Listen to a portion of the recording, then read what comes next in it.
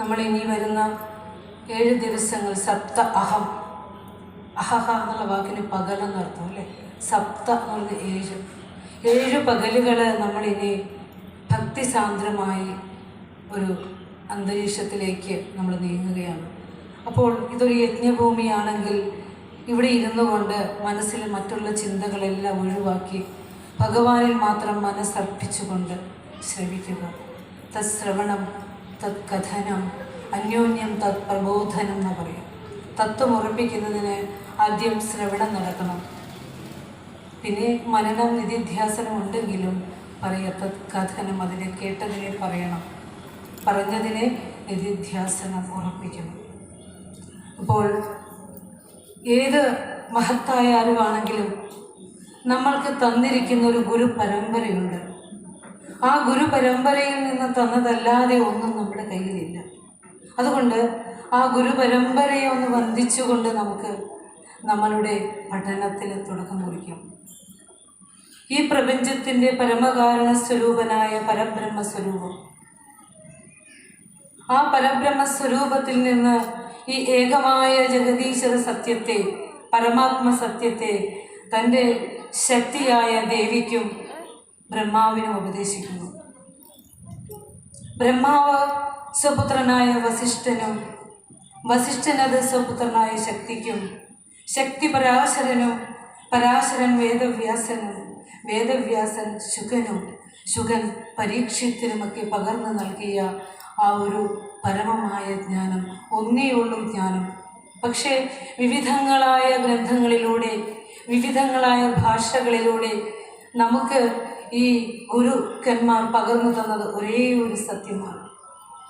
ആ ഒരു സത്യം അറിഞ്ഞാൽ മാത്രമേ നമുക്ക് ഈ ലോക ജീവിതത്തിൽ നിന്ന് വിമുക്തിയുള്ളൂ. അതുകൊണ്ട് ഈശ്വര ശ്രവണത്തിനുള്ള സാഹചര്യം ഒരുങ്ങുമ്പോൾ അത് ഒരു കാരണവശാലും അത് തടയാതെ ഈ വേദിയിലേക്ക് വരിക. കാരണം ഭഗവാൻ നമുക്ക് അനുഗ്രഹിച്ച് നൽകിയിരിക്കുന്ന ദിവസങ്ങളിലേക്ക് നമ്മൾ കടന്നു പോവുകയാണ്. നമുക്കറിയാം, ഭാരതത്തിൽ നിരവധിയായ ആധ്യാത്മ ഗ്രന്ഥങ്ങളുണ്ട്. അതിൽ ആദ്യത്തെ പരമപ്രധാനമായിട്ടുള്ളത് വേദമാണ്. 4 വേദങ്ങൾ: ഋഗ്വേദം, യജുർവേദം, സാമവേദം, അഥർവവേദം. ഈ 4 വേദങ്ങളും കൃതയുഗം അല്ലെങ്കിൽ സത്യയുഗത്തിലുണ്ടായതാണ്. പിന്നീട് വന്ന ത്രേതായുഗത്തിൽ, അതായത് വേദത്തിൻ്റെ സൂക്ഷ്മമായ തത്വങ്ങളെ ഗ്രഹിക്കാനാവാതെ വന്നപ്പോൾ പിന്നീട് വന്ന ത്രേതായുഗത്തിൽ അത് കഥകൾ കൂട്ടിച്ചേർത്ത് ഇതിഹാസമാക്കി. പറയാനുള്ള തത്വം ഒന്നു മാത്രം, പക്ഷെ അതിൽ സാധാരണ മനുഷ്യർക്ക് മനസ്സിലാകുന്നതിന് വേണ്ടി കഥകൾ കൂട്ടിച്ചേർത്ത് സത്യം പറഞ്ഞപ്പോൾ നമ്മൾ കഥയുടെ പുറകെ പോയി. കഥ പറയുന്നത് കാര്യം പറയാനാണ്, അതാണ് നമ്മൾ കേൾക്കേണ്ടത്. അതുമാത്രമേ നമ്മുടെ ഈ ജീവിതത്തിൽ നിന്ന്, ഈ ജനന മരണ ചുഴിയിൽ നിന്ന്, പെരുങ്കടലിൽ നിന്ന് നമുക്ക് മോചനം ഉണ്ടാക്കുകയുള്ളൂ എന്ന് കൂടി നമ്മൾ അറിയേണ്ടതുണ്ട്. അപ്പോൾ 2 ഇതിഹാസങ്ങളാണ് ഭാരതത്തിലുള്ളത്, രാമായണവും മഹാഭാരതവും. പിന്നീട് വരുന്ന ദ്വാപരയുഗത്തിൽ വരുന്നു, പിന്നെ പുരാണങ്ങളുടെ കാലം. പിന്നെ ഇവിടെ നമ്മൾ പറഞ്ഞു കലിയുഗം. നമ്മളിപ്പോൾ നിൽക്കുന്നത് കലിയുഗത്തിലാണ്. കലിയുഗത്തിലാണ് നാമസങ്കീർത്തനങ്ങളും മൂർത്തികൽപ്പനകളും ഒക്കെ ഉള്ളത്. ഇപ്പോൾ പറഞ്ഞു വന്നത്, എന്തിനാണ് ഇത്രയധികം ഗ്രന്ഥങ്ങൾ ചമച്ചത് എന്ന് ചോദിച്ചാൽ, എല്ലാത്തിൻ്റെയും ബേസിക് അല്ലെങ്കിൽ ആധാരമായിട്ടുള്ള ഗ്രന്ഥം വേദങ്ങളാണ്. ഈ വേദതത്വം തന്നെയാണ് രാമായണമായും മഹാഭാരതമായും 18 പുരാണങ്ങളായും ബ്രഹ്മസൂത്രമായും അതുപോലെ തന്നെ മഹാഭാരതത്തിൻ്റെ ഒത്തുനടുക്കുള്ള ഭീഷ്മപർവ്വത്തിലെ ഭഗവത്ഗീതയായും ഒക്കെ തന്നിരിക്കുന്നു. അത് നമ്മൾ അറിയണം. അപ്പോൾ ഭാരതത്തിൻ്റെ ആധ്യാത്മികമായ ഗ്രന്ഥങ്ങളിൽ ഭൂരിഭാഗവും വ്യാസഭഗവാന്റെയാണ്. അതുകൊണ്ടാണ് വ്യാസോച്ഛിഷ്ടം ജഗത് സർവം എന്ന് പറയുന്നത്. അതായത് വേദങ്ങളെ 4ആയി വ്യസിച്ചു. അതുകൂടാതെ വേദങ്ങളെ സൂത്രരൂപത്തിലാക്കിക്കൊണ്ട് ബ്രഹ്മസൂത്രം രചിച്ചു. അതുകൂടാതെ 18 പുരാണങ്ങൾ എഴുതി. ഇതെല്ലാം ചെയ്തിട്ടും വ്യാസമഹർഷിക്കൊരു തൃപ്തിയില്ല, അനുഭൂതി വരുന്നുമില്ല. അപ്പോൾ ദുഃഖിതനായിരുന്ന വ്യാസമഹർഷിയുടെ അടുത്തേക്ക് നാരദ മഹർഷി വരുന്നുണ്ട്. അങ്ങയുടെ ദുഃഖം എന്താണെന്ന് എനിക്കറിയാം. കാരണം അങ്ങ് നിരവധിയായ ഗ്രന്ഥങ്ങൾ ചമച്ച് തന്നിട്ടും ഭക്തിയെക്കുറിച്ചോ ഭഗവത് ലീലകളെക്കുറിച്ചോ അങ്ങ് ഒട്ടും തന്നെ സംസാരിച്ചില്ല. നിരവധിയായ തത്വഗ്രഹണത്തിന് ആവശ്യമായ കാര്യങ്ങൾ തന്നു.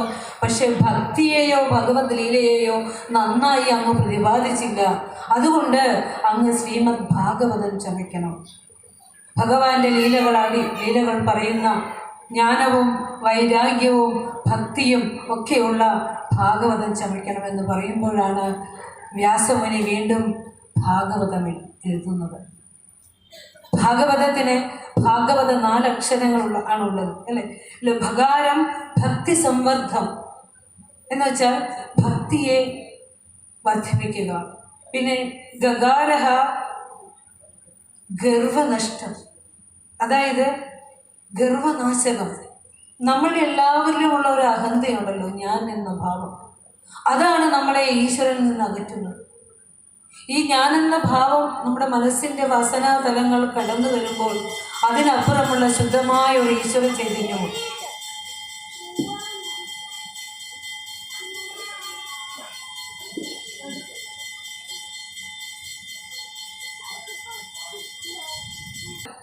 ഇത് 4 നമ്മൾ ഈ ഭാഗവതം, നമ്മളുടെ ആചാര്യൻ നമുക്ക് ഭാഗവതം 7 ദിവസങ്ങളായി പാരായണം ചെയ്യുമ്പോൾ ശ്രദ്ധയോടെ ശ്രവിച്ചിട്ട് ഇത് 4 നമ്മൾ കടന്നിരിക്കണം. ഭക്തിയെ വർദ്ധിപ്പിക്കണം, ഗർവിനെ ഞാനെന്ന ഭാവത്തെ നശിപ്പിക്കണം, പിന്നെ വകാരം വേദാർത്ഥം ജ്ഞാനം നേടുക, വേദത്തെയും വേദാർത്ഥത്തെയും അറിഞ്ഞ് തകാരം തത്വനിർണയം, തത്വം മാത്രം നമ്മൾ അറിഞ്ഞാൽ മതി, കഥ അറിയണ്ട. നമുക്കറിയേണ്ടത് കഥയല്ല, കഥയിൽ പറയുന്ന കാര്യമാണ് നമുക്കറിയേണ്ടത്. തത്വം അറിയുക, തത്വമറിഞ്ഞ്, അല്ലെങ്കിൽ ഏത് അധ്യാത്മ ഗ്രന്ഥങ്ങൾ നമ്മൾ പഠിച്ചാലും തത്വമറിഞ്ഞ് പഠിച്ചില്ലെങ്കിൽ അതുകൊണ്ട് പ്രയോജനമുണ്ടാകുന്നില്ല. അതുകൊണ്ട് നമുക്കറിയാം, നമ്മളൊക്കെ ശ്രേഷ്ഠ ജന്മമായ മനുഷ്യജന്മത്തിൽ വന്നവരാണ്. ജന്തുവിനാം നരജന്മ ദുർലഭം എന്ന് പറയാം. പക്ഷേ ആ മനുഷ്യജന്മത്തിൽ വന്നിട്ടും എന്തിനാണ് എനിക്ക് ഈ ശ്രേഷ്ഠമായ ജന്മം കിട്ടിയത് എന്ന് പോലും തിരിച്ചറിയാതെ മൃഗതുല്യമായ ജീവിതം ജീവിക്കുന്നവരാണ് നമ്മൾ. മൃഗങ്ങൾക്ക് ഉണ്ടും ഉറങ്ങിയും അതുപോലെ വംശവർദ്ധന നടത്തി അങ്ങ് കഴിഞ്ഞു പോയാൽ മതി. പക്ഷേ മനുഷ്യരും മൃഗങ്ങളും തമ്മിൽ വ്യത്യസ്തരാകുന്നത് എവിടെയാണെന്നറിയോ? താൻ ആരാണ്, തൻ്റെ സ്വരൂപം എന്താണ്, ഇതറിയുമ്പോൾ മാത്രമേ ഒരു മനുഷ്യനാകുന്നുള്ളൂ, മനനം ചെയ്യാൻ കഴിയുന്ന മനുഷ്യനായി മാറുന്നുള്ളൂ. നമ്മൾ വന്നിരിക്കുന്നത് ഈ ഭൗതിക ജീവിതത്തിലെ സുഖഭോഗങ്ങളെല്ലാം അനുഭവിച്ചുകൊണ്ട് ഒരു കുടുക്കയിലെ ഇത്തിരി ചാരമായി മാറാനല്ല എന്ന് ഭാഗവതം നമ്മളെ ഓർമ്മിപ്പിക്കുന്നു. പിന്നെ നമ്മളുടെ ഈ ശരീരം നശിക്കുമ്പോൾ, എത്ര കാലം നമ്മൾ ജീവിച്ചാലും ഈ ശരീരം നശിക്കുമ്പോൾ, അത് കൊണ്ടുപോയി ഭസ്മമാക്കുമ്പോൾ നശിക്കാത്ത ഒന്നുണ്ട്. അതെന്താണെന്നറിയോ? നമ്മുടെ സ്ഥൂല ശരീരം മാത്രമേ നശിക്കുന്നുള്ളൂ. നമ്മുടെ സൂക്ഷ്മ ശരീരവും കാരണ ശരീരവും നശിക്കുന്നില്ല എന്നറിയാം. നമ്മുടെ മനസ്സ് നശിക്കുന്നില്ല. നമ്മുടെ മനസ്സ് സൂക്ഷ്മ ശരീരം കാരണത്തിലേക്ക് അടങ്ങുന്നുണ്ട്. ആ മനസ്സാണ് വീണ്ടും ജന്മമായി വരുന്നത്. അപ്പോൾ നമ്മൾ ചെയ്യാൻ പോകുന്നത് എന്താ? ഈ മനസ്സിനെ സംസ്കരിക്കുകയാണ്.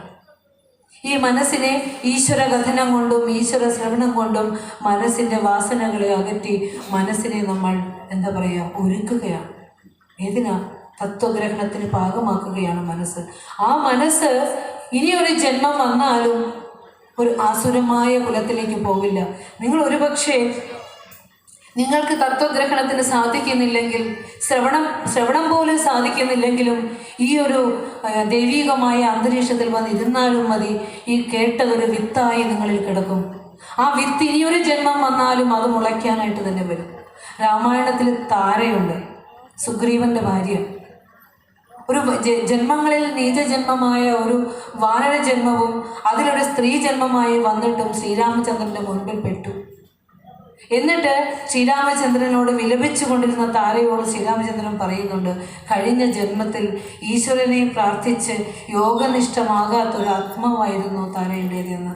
അത് ആ കേട്ടതിൻ്റെ ബാക്കി ശ്രീരാമചന്ദ്രനിൽ നിന്ന് കേട്ടുകൊണ്ട് തൻ്റെ ജീവിത സാക്ഷാത്കാരത്തിലേക്ക് അടയുന്നുണ്ട്. അതുകൊണ്ട് ഇനി വരുന്ന ദിവസങ്ങളിൽ ഈ ശ്രവണം, ഈ ഭാഗവത എന്ന അമൃതിൻ്റെ ശ്രവണം നിങ്ങളുടെ ബുദ്ധിയെ, വാസനയെ സംസ്കരിച്ച് നിങ്ങളുടെ ആത്മസ്വരൂപത്തെ തെളിവാർന്നതാക്കട്ടെ.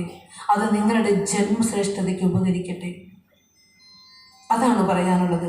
അതുപോലെ തന്നെ ഭക്തി, അതായത് ഭാഗവതത്തിലെ ഏറ്റവും പ്രധാനമായ ഗുണം ഭക്തിയാണ്. നമുക്കറിയാം, ഭക്തിയെ ഏറ്റവും വികലമാക്കപ്പെട്ടിരിക്കുന്ന ഒരു കാലഘട്ടത്തിലൂടെ നമ്മൾ കടന്നു പോകുമ്പോൾ ഭക്തിക്ക് കൃത്യമായ നിർവചനം തന്ന മഹത് ഗ്രന്ഥമാണ് ഭാഗവതം. കപിലമുനിക്ക് ഇവിടെ ശ്രീശുകൻ പരീക്ഷത്തിന് ഉപദേശിക്കുക, ഏഴ് ദിവസം, അതായത് മരണത്തിന് തൊട്ട് മുൻപ്. ഇപ്പം ഞാൻ അവിടെ ഇരുന്നപ്പോൾ അവിടെ ഒരു അമ്മ സംസാരിക്കുന്നത് കേട്ടു. അതായത് മരണത്തിന് തൊട്ട് മുമ്പ് ഭാഗവതത്തിലെ ഒരു അധ്യായം വായിച്ച് കേൾക്കണമത്രേ. അത് ഈശ്വര സ്മരണയാൽ എപ്രകാരമാണോ നമ്മളുടെ ജീവൻ മടങ്ങുന്നത്, എന്ത് ഭാവത്തിലാണോ ഈ ജീവൻ മടങ്ങുന്നത്, ആ ഭാവത്തിലേക്ക് തന്നെ നമ്മൾ തിരിച്ചു വരുന്നുള്ളതാണ്. അപ്പോൾ അതുകൊണ്ടാണ് മരണത്തിനോടടുക്കുന്ന സമയങ്ങളിൽ അവിടെ മരണാസന്നനായി കിടക്കുന്ന ആളുടെ അടുത്ത് വന്ന് ദുഃഖങ്ങളല്ല പങ്കുവെക്കേണ്ടത്. ദുഃഖങ്ങളല്ല, കഴിയുമെങ്കിൽ നാമജപങ്ങൾ ചൊല്ലുക. ആ നാമജപങ്ങൾ കേട്ടുകൊണ്ട് കടന്നു പോകുമ്പോൾ ആ ജന്മം ശ്രേഷ്ഠമാകുന്നുണ്ട്, അല്ലേ? അപ്പം നമ്മൾ ഭക്തിയെക്കുറിച്ച് നമുക്ക് ആചാര്യൻ പറഞ്ഞു തരും. ശ്രദ്ധിക്കുക. നമ്മളിങ്ങനെ ഓടി നടക്കുകയാണ്, ഈശ്വരൻ എവിടെ, ഈശ്വരൻ എവിടെ, ഈശ്വരൻ എവിടെയാണ്. ഈശ്വരൻ ഇരിക്കുന്നത് അവനവൻ്റെ ഉള്ളിലാണെന്ന് ഭാഗവതം നമ്മളെ പഠിപ്പിക്കുന്നു. ഈശ്വരഃ സർവഭൂതാനാം ഹൃദ്ദേശേ അർജുന തിഷ്ഠതി എന്ന് 3 തരത്തിലുള്ള ഭക്തന്മാരെ ഭാഗവതം നമുക്ക് പറയുന്നു തരുന്നുണ്ട്. അതൊക്കെ നിങ്ങൾ ശ്രദ്ധിച്ച് കേൾക്കുക. അതായത് പ്രാകൃത ഭക്തൻ, മധ്യമ ഭക്തൻ, ഉത്തമ ഭക്തൻ. നമ്മൾ ഏതിലാണ് പെടുക? പ്രാകൃത ഭക്തൻ എന്ന് പറഞ്ഞാൽ ജീവിതകാലം മുഴുവൻ ഒരു വിഗ്രഹത്തിൽ, ആ വിഗ്രഹം മാത്രമാണ് ഈശ്വരനെന്ന് കരുതി പ്രാർത്ഥിച്ച് സായുജ്യമടയുന്നവൻ. അതിൽ നിന്നും തന്നെ പോലും ഈശ്വരീയ അംശം തന്നിലുണ്ടെന്ന് പോലും അറിയാതെ ഒരു ശില മാത്രമാണ് ഈശ്വരനെന്ന് കരുതി അതിനോട് ജീവിതകാലം മുഴുവൻ പ്രാരബ്ധങ്ങൾ പറയുന്നവനാണ് പ്രാകൃത ഭക്തൻ. അവൻ തന്നിലോ മറ്റുള്ളവരിലോ ഉള്ള ഈശ്വരാംശത്തെ അറിയുന്നില്ല. ഇനി മധ്യമ ഭക്തനാണെങ്കിലോ തത്വം അറിയാം, അക്കാഡമിക് ലെവലിൽ തത്വം പഠിച്ചിട്ടുണ്ട്. ഈശ്വരൻ എല്ലായിടത്തും നിറഞ്ഞിരിക്കുന്നു, എന്നിലും നിന്നിലും സമസ്ത ചരാചരങ്ങളിലും ഈശ്വരനുണ്ടെന്ന് അറിയാം. പക്ഷെ അത് ആനുഭൂതികമായി മനസ്സിലാക്കാൻ പ്രാപ്തിയില്ലാത്തവനാണ് മധ്യമഭക്തൻ. അവൻ പ്രാകൃതനേക്കാൾ കുറച്ചുകൂടി ഗ്രേഡുണ്ട്. ഇനി ഭഗവാൻ പറയുന്ന ഉത്തമ ഭക്തൻ ആരാന്നറിയണ്ടേ? ഒരു ശിലയെ പ്രാർത്ഥിക്കുമ്പോൾ ഈ ശിലയും ഈശ്വര ദൈവം തന്നെ എന്നുള്ളതാണ്. നീയും ഞാനും സമസ്ത ചരാചരങ്ങളോടൊപ്പം ഈ ശിലയും ദൈവം എന്ന് കരുതുന്ന ഉത്തമ ഭക്തൻ. എൻ്റെ ഉത്തമ ഭക്തന് ഞാൻ ഈ ലോകത്തിലെ ഭൗതികമായ ഒരു വസ്തുവും കൊടുക്കില്ല.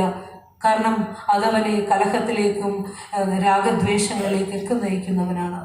അപ്പോൾ ഈശ്വരൻ്റെ മുൻപിൽ പ്രാരാബ്ധം പറയാനാകരുത് വരുന്നത്. നമ്മുടെ ഈ ശരീരം, പഞ്ചഭൂതാത്മകമായ ഈ ശരീരം സൃഷ്ടിച്ചപ്പോൾ ഇതിലേക്ക് വരേണ്ടതെല്ലാം ഇട്ട് തന്ന് ചേർത്തിട്ടാണ് പഞ്ചഭൂതങ്ങളെ ചേർത്തിരിക്കുന്നത്. ഇനി ക്ഷേത്രത്തിലേക്ക് വന്ന് ക്ഷേത്രദ്രവ്യങ്ങൾ സമർപ്പിക്കുന്നത് എന്തിനാണെന്ന് വെച്ചാൽ ഭഗവാന് തന്നെ സമർപ്പിക്കുകയാണ്. ഞാൻ എന്നെ തന്നെ സമർപ്പിക്കുന്നു ദൈവമേ, അങ്ങയുടെ ശക്തി കൊണ്ട് ഞാൻ നേടിയ ദ്രവ്യങ്ങൾ ഇതാ ഞാൻ അങ്ങയുടെ മുമ്പിൽ സമർപ്പിക്കുന്നു. നമുക്ക് നമ്മുടെ ജീവനെടുത്ത് പറിച്ചു വെക്കാൻ പറ്റില്ലല്ലോ, അതുകൊണ്ട് ഞാൻ നേടിയത് ഭഗവാന് സമർപ്പിക്കുന്നു. അപ്പം നമ്മൾ എന്താ ചെയ്യണേ? കൊടുത്തിട്ട് ചോദിക്കുകയാണ്. ഭഗവാൻ എന്താ നമ്മൾ ചോദിക്കുന്നത് തരാനിരിക്കുന്നതല്ല, ജ്ഞാനം ചോദിക്കുക. ഏറ്റവും ശ്രേഷ്ഠമായ അനിവാര്യതയാണ് ഭഗവാനെ തന്നെ ചോദിക്കുക. ഭഗവാൻ ഉണ്ടെങ്കിൽ പിന്നെ നമ്മൾ എന്തിനാ പേടിക്കുന്നു, അല്ലേ? അപ്പോൾ സമർപ്പണമാണ് ഭക്തി എന്നുള്ളത് ഒരു പോയിൻ്റായിട്ട് മനസ്സിലാക്കിക്കൊണ്ട് സർവ്വസമർപ്പണത്തോടെ വേണം നമ്മൾ ഭാഗവതം ശ്രവിക്കാൻ. ഗീത 18 അധ്യായങ്ങളും ഉപദേശിച്ചതിന് ശേഷം ഭഗവാൻ കൃഷ്ണൻ അർജുനോട് പറയുന്നുണ്ട്, നീ എന്നിൽ സർവസമർപ്പണം ചെയ്യൂ. സർവകർമ്മങ്ങളെയും ഉപേക്ഷിച്ച് കർമ്മങ്ങൾ പോലും ഈശ്വരാർപ്പിതമായി ചെയ്യുക. അതുകൊണ്ടാണ് നമ്മളോട് അധ്യാത്മിക ഗ്രന്ഥങ്ങൾ പറയുന്നത്. രാമായണമൊക്കെ വായിക്കുമ്പോൾ നമ്മളറിയാം, അല്ലെ? വാണികൾ കൊണ്ട് ചരണാർച്ചനം ചെയ്യാകണം, വാണികൾ കൊണ്ട് നാമസങ്കീർത്തനം ചെയ്യാവേണം, ശ്രോത്രങ്ങൾ കൊണ്ട് കഥാശ്രവണം ചെയ്യാകണം, നേത്രങ്ങൾ കൊണ്ട് രാമലിംഗങ്ങൾ കാണാവേണം. യാതൊന്നു കൺമതതു നാരായണ പ്രതിമ, യാതൊന്നു കേൾപ്പതത് നാരായണ ശ്രുതികൾ, യാതൊന്നു ചെയ്വതത് നാരായണ അർച്ചനകൾ, യാതൊന്നതൊക്കെ ഹരിനാരായണായ നമഃ. ഭഗവാനെ, എൻ്റെ പദചലനങ്ങൾ പോലും പ്രദക്ഷിണമാണ്. ഞാൻ നടക്കുമ്പോഴും ഇരിക്കുമ്പോഴും ഒരിടത്ത് കിടക്കുമ്പോഴും എന്നു വേണ്ട നാനാകർമ്മങ്ങൾ അനുഷ്ഠിക്കുമ്പോഴും ചേതസി ഭവദ്രൂപം തോന്നണേ ദയാംബുദേ. ഇത് ഈ ഒരു ഭാവനയാണ് നമുക്ക് വേണ്ടത്. അല്ലാതെ ഈശ്വരൻ്റെ മുമ്പിൽ ഞാൻ എന്ന ഭാവം അത് തൊന്നായിക വേണം, തൊന്നുന്നതാകിലഖിലം ഞാനിതെന്ന വഴി തോന്നേണമേ വരദ നാരായണായ നമ. ഞാനധികം നീട്ടുന്നില്ല. നമുക്കിനിയും ഇവിടെ ചടങ്ങുകളുണ്ട്. ഒരു കാര്യം മാത്രം ഓർക്കുക, ഈ പ്രപഞ്ചത്തിൻ്റെ പരമകാരണ സ്വരൂപനായ ഈശ്വരൻ സർവഭൂതങ്ങളിലും അന്തര്യാമിയായിരിക്കുന്നു. അതെന്നിലും നിന്നിലും സമസ്ത ചരാചരങ്ങളിലും ഉണ്ട്. നാം ഓരോരുത്തരും ഈശ്വര സ്വരൂപികളാണ് എന്ന വലിയൊരു അറിവ് നമുക്ക് ഭാഗവതം തന്നിട്ടുണ്ട്. ആ അറിവ് വെച്ചുകൊണ്ട് നമ്മൾ ഈശ്വരൻ്റെ അടുത്ത് ദുഃഖങ്ങൾ പറഞ്ഞിരിക്കുക. ഈശ്വരൻ സുഖസ്വരൂപനാണ്, നാമം സുഖസ്വരൂപനാണ്. ഈ സുഖം തെളിയണമെങ്കിൽ എന്ത് വേണം? നമ്മുടെ മനസ്സിൻ്റെ വാസനാതലത്തെ കടക്കണം. അപ്പോൾ ഭാഗവത ശ്രവണം കൊണ്ട് നിങ്ങൾക്ക് ഭക്തിയെ വർദ്ധിപ്പിക്കുവാനും അതുവഴി നിങ്ങളുടെ ഭൗതിക ജീവിതത്തിൻ്റെ മെച്ചപ്പെടുത്തുവാനും ഈശ്വരീയമായ അറിവിലേക്ക് ഉണരുവാനും നല്ല കുടുംബജീവിതം നയിക്കുവാനും ശരിയായ ഭക്തി എന്തെന്ന് അറിയുവാനും ഒക്കെ സാധിക്കണമെങ്കിൽ നിങ്ങളുടെ മനസ്സിവിടെ ആചാര്യന് കൊടുക്കുക. അല്ലേ? കളഭം തരാൻ ഭഗവാനൻ മനസ്സും തരാം. അപ്പോൾ സുനിൽ സാറിനെ നിങ്ങളുടെ മനസ്സ് ഒരു 7 ദിവസത്തേക്ക് കൊടുക്കുക. ഒരു പ്രാരബ്ധം വേണ്ട, ഉത്തരം താങ്ങുന്ന പല്ലുകളാകണ്ട. നമ്മൾ ഒരു നിമിഷം ഈ ഭൂമിയിൽ നിന്ന് മാഞ്ഞു പോയാൽ അല്ലെങ്കിൽ ഇല്ലെങ്കിൽ ഇവിടെ ഒന്നും നടക്കാതിരിക്കില്ല. എല്ലാം പഴയതുപോലെ നടക്കും. അതുകൊണ്ട് ജീവിതത്തിൽ കുറച്ച് സമയമെങ്കിലും ഒരു 7 ദിവസമെങ്കിലും നമ്മൾ നമുക്ക് വേണ്ടി ജീവിക്കും. അതുമാത്രമേ നമ്മൾ തിരിച്ചു കൊണ്ടുപോവുകയുള്ളൂ എന്ന് പറഞ്ഞുകൊണ്ട് ഇവിടെ നടക്കുന്ന ഈ പുണ്യമായ ഈ ചടങ്ങിന് എല്ലാവിധ ഭഗവാന്റെ കാരുണ്യവും ഉണ്ടാകട്ടെ, എല്ലാം ഭംഗിയായി നടക്കട്ടെ എന്ന് ഭഗവാനോട് പ്രാർത്ഥിച്ചുകൊണ്ട് അത് പറയാൻ നമ്മുടെ ആചാര്യനും കേൾക്കുവാൻ നിങ്ങൾക്കും സാധിക്കട്ടെ, ഈശ്വരൻ അനുഗ്രഹിക്കട്ടെ എന്ന് പ്രാർത്ഥിച്ചുകൊണ്ട് ഈ വാക്കുകൾ അത്രയും ഭഗവാനിൽ സമർപ്പിക്കുന്നു. ഓം പൂർണ്ണമദ പൂർണ്ണമിദം പൂർണ്ണാത് പൂർണ്ണമുദച്യതേ പൂർണ്ണസ്യ പൂർണ്ണമാദായ പൂർണ്ണമേവാവശിഷ്യതേ.